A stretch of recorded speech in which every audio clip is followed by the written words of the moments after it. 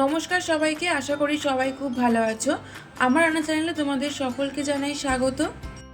আজকের রেসিপি ভালো লাগলে চ্যানেলটা প্লিজ সাবস্ক্রাইব করে দিও, পাশে থাকা বেল আইকনটা প্রেস করে দিও যাতে আমি যখন ভিডিও দেব খুব সহজেই তোমাদের কাছে ভিডিওটা পৌঁছে যায়। তোমাদের করা একটা লাইক আর সাবস্ক্রাইব আমাকে পরবর্তী ভিডিও তৈরি করতে অনেকটা মোটিভেট করে। আমার ইউটিউব চ্যানেলের ডেসক্রিপশনে ফেসবুক পেজের লিঙ্ক দেওয়া আছে, তোমরা ফেসবুকে আমার নিতে চাইলে ফেসবুক পেজটা প্লিজ ফলো করে দিও।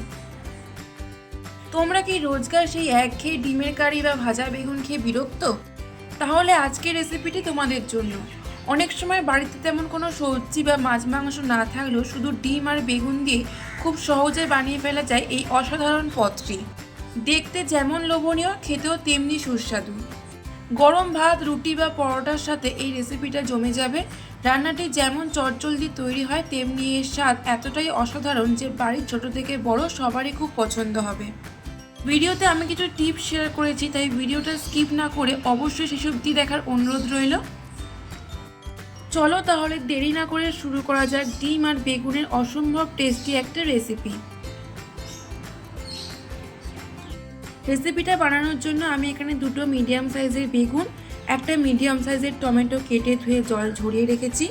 আর লাগবে দুটো বড় সাইজের পেঁয়াজ কুচি, দুটো ডিম, আদা রসুন কুচি।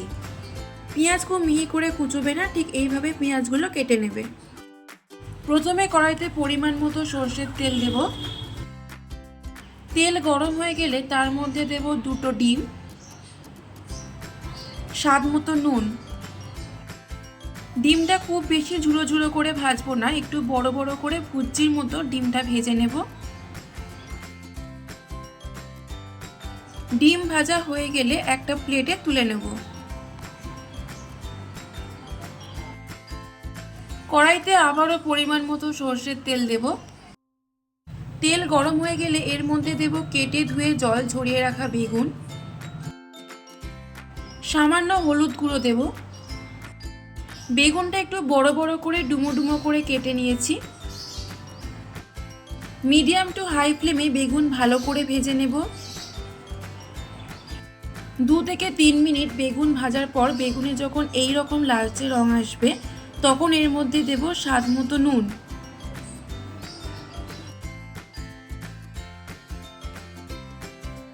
তেলের মধ্যে বেগুন দেওয়ার সাথে সাথে কিন্তু নুন দেবে না, তাহলে বেগুন তাড়াতাড়ি নরম হয়ে যাবে, ভালো করে ভাজা হবে না। এই রকম হালকা ভাজা ভাজা হলে তারপর নুন দেবে। বেগুন ভালো করে ভাজা হয়ে গেলে একটা পাত্রে তুলে নেব।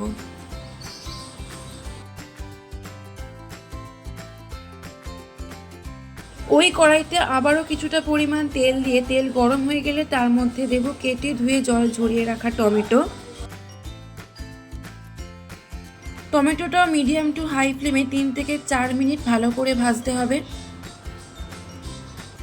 টমেটো যখন এই রকম ভাজা ভাজা হয়ে যাবে তখন একটা পাত্রে তুলে নেব।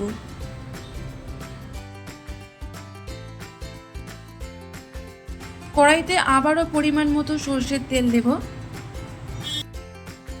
তেল গরম হয়ে গেলে তার মধ্যে দেব রসুন কুচি, আদা কুচি, কাঁচা লঙ্কা কুচি।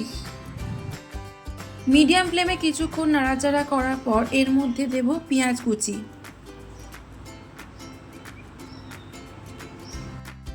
পেঁয়াজ মিডিয়াম ফ্লেমে 2 থেকে 3 মিনিট নাড়াচাড়া করতে হবে যাতে পেঁয়াজে লালচে রং আসে।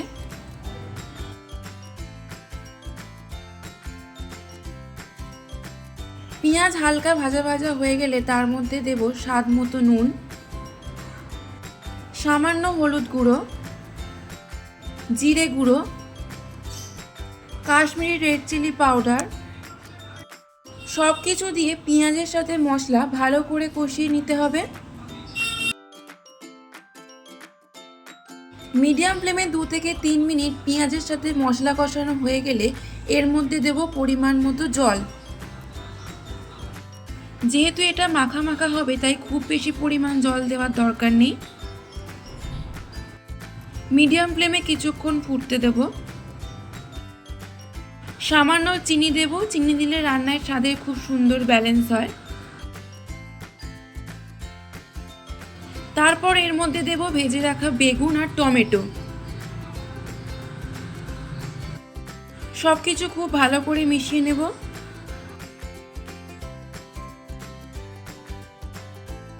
আবারও সব কিছু ভালো করে মিশিয়ে নিয়ে এর মধ্যে দেব ডিমের ভুজি।